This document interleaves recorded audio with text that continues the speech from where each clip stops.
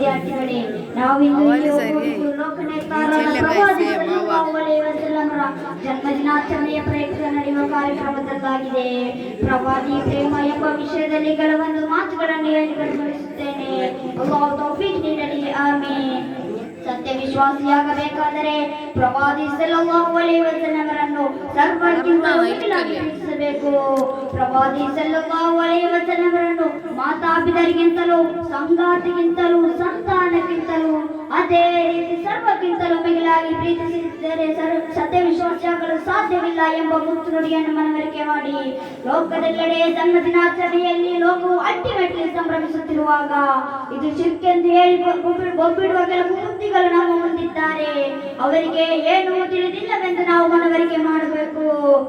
ಪ್ರವಾದಿ ಸಲ್ಲಲ್ಲಾಹು ಅಲೈಹಿ ವಸಲ್ಲಮರ ಜನ್ಮದಿನಾಚರಣೆಯು ವಿಶ್ವದೆಲ್ಲೆಡೆ ಪ್ರಶಂಸಿಸಲ್ಪಡುವ ಶುಭ ದಿನವಾಗಿದೆ. ಓ ಜನರೇ, ಖಂಡಿತವಾಗಿಯೂ ನಿಮ್ಮ ಪ್ರಭುವಿನಿಂದ ನಿಮಗೊಂದು ಸದುಪದೇಶವು ಹೃದಯ ರೋಗಗಳಿಗೆ ಶಮನವೂ ಆಗಿದೆ. ಇದು ಸನ್ಮಾರ್ಗವು ಸತ್ಯ ವಿಶ್ವಾಸಿಗಳಿಗೆ ಅನುಗ್ರಹವೂ ಆಗಿದೆ. ನಬಿಯವರೇ, ಸಾರಿರಿ, ಅಲ್ಲಾಹನ ಔದಾರ್ಯ ಮತ್ತು ದಯೆಯಿಂದ ಅವರು ಸಂತಸಗೊಳ್ಳಲಿ ಎಂದು ಸೂರತ್ ಯೂನುಸ್‌ನಲ್ಲಿದೆ.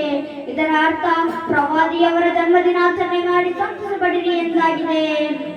ಓ ನನ್ನ ಮಿತ್ರರೇ, ಲೋಕಕ್ಕೆ ಅನುಗ್ರಹವಾಗಿ ನಿಯೋಗಿಸಲ್ಪಟ್ಟ ಜಗತ್ತು ಕಂಡ ಶ್ರೇಷ್ಠ ನಾಯಕ ಹೆಣ್ಣು ಮಗುವನ್ನು ಹೂತು ಹಾಕುತ್ತಿರುವುದನ್ನು ತಡೆದು ಮಹಿಳಾ ಮಣಿಗಳಿಗೆ ಸ್ವಾತಂತ್ರ್ಯ ನೀಡಿದ ಮಹಿಳಾ ವಿಮೋಚಕ, ಅನಾಥ ಬಡ ನಿರ್ಗತಿಕರ ಕಣ್ಣೀರೊಲಿಸಿದ ಜನಸೇವಕ ಪ್ರವಾದಿ ಸಲ್ಲಲ್ಲಾಹು ಅಲೈಹಿ ವಸಲ್ಲಮರನ್ನು ಅಂಗೀಕರಿಸುವುದು ಮತ್ತು ಅವರನ್ನು ಪ್ರೀತಿಸುವುದು ತಪ್ಪಲ್ಲವೆಂದು ಎದೆತಟ್ಟಿ ಹೇಳಬಹುದು. ಆದ್ದರಿಂದ ನಾವು ನಮ್ಮ ಪ್ರವಾದಿಯವರನ್ನು ಪ್ರೀತಿಸೋಣ, ನಮ್ಮ ಜೀವನವನ್ನು ಅವಸರಗೊಳಿಸೋಣ. ಅಲ್ಲಾಹು ತೌಫೀಕ್ ನೀಡಲಿ. ಆಮೀನ್. ಅಸ್ಸಲಾಮು ಅಲೈಕುಂ.